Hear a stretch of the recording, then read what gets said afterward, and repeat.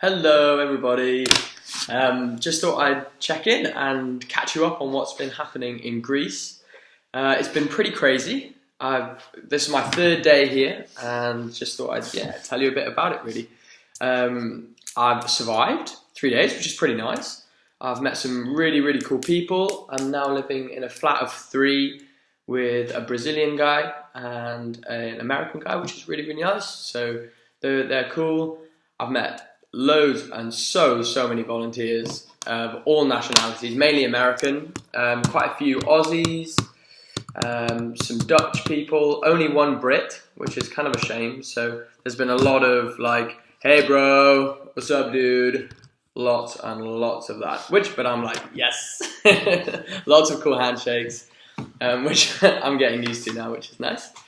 So that's been really cool, lots of nice volunteers. The first day I was working in a warehouse, so they've got a huge warehouse, and with literally shed loads of stuff in. I think we moved about 5,000 blankets the first day.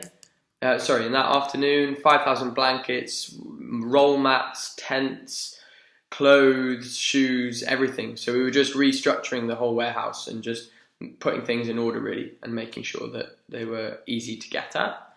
So that was quite intense. So before I'd even been to camp, I was like, wow, there's a lot of stuff and clearly a lot of people that need it. But having actually been to the camp now, I've realized that what we had in that warehouse is nowhere near enough. Like 5,000 blankets seems a lot, but actually there's 6,000 people there, and every person that comes gets about 5 to 10 blankets. So actually they go very quickly because they use blankets for flooring and walls and obviously to keep them warm. So they go pretty quickly. So that was pretty insane. So yeah, as I said, I've now been to camp and yeah, it's pretty crazy. So I mentioned there's 6,000 people there now. The capacity for this camp is 2,000. So it's pretty cramped. There's boxes, how can I describe them? Like, what are they called on boats? Containers. So they're like huge containers that they fit about 12 people in. I mean, they're nice containers, they've got windows and stuff, but still 12 people crammed in there. They've got tents everywhere, just mud all over the place. It's in an old prison, so there's barbed wire fences everywhere, which just looks non-inviting and yeah, just ugly really. So that's what you can see. I mean, you hear just like sirens going off in buildings, yelling. I mean, the smell for me is probably the worst. The smell, I was trying to think of how I could describe it to everyone back home, and I thought it's kind of like for people at St. David's, it's a little bit like the toilets in the city after a pretty heavy New Year's. So like, just not very nice.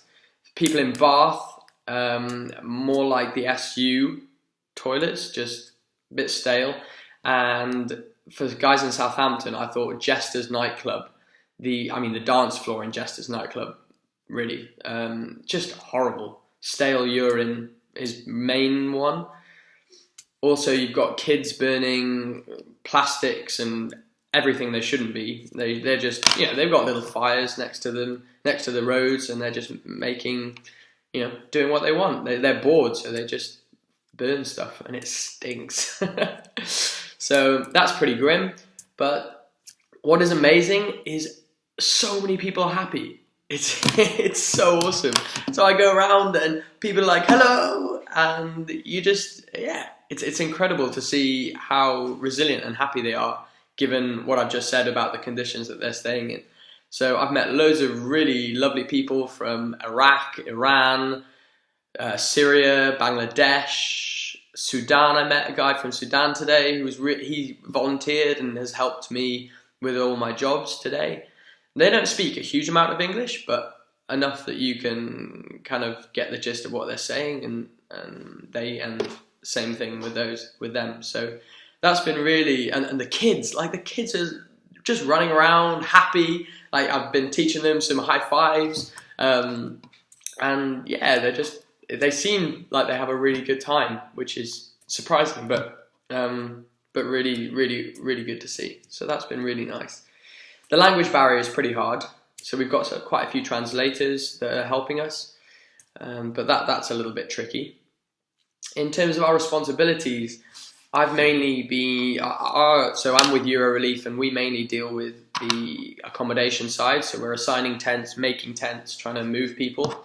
But we're trying to, at the moment, get people out of tents and into these containers called ISO boxes. So we're trying to get them into there, which is what we're doing at the moment. But it's kind of hard. You're trying to persuade someone to move all their stuff from somewhere that's not very nice to something that's really not very nice as well. So that's been kind of tough. And today I was picking trash. See, I've been spending too much time with Americans. I've been picking rubbish from all over the camp, and yeah, I mean the smell when you get down to that level, not very pleasant. But all in all, I'm really enjoying it. Met some lovely people, lovely volunteers, and the people that the refugees that are there are like, it's amazing to see how happy they are considering what they've been through. Like, I met a guy from Afghanistan today, and we were just chatting for about 20 minutes about how he got here. He started with 120 people in Afghanistan and managed to come over to Turkey, then got a boat over from Turkey to this island. He was a welder back home, and you're like, wow, things are, must have been pretty bad for him to end up here. So that's quite humbling to realise how lucky we are. But no, I'm enjoying, and yeah, I hope you enjoyed hearing about it. I'll keep you updated with how things go. Cheers guys, bye!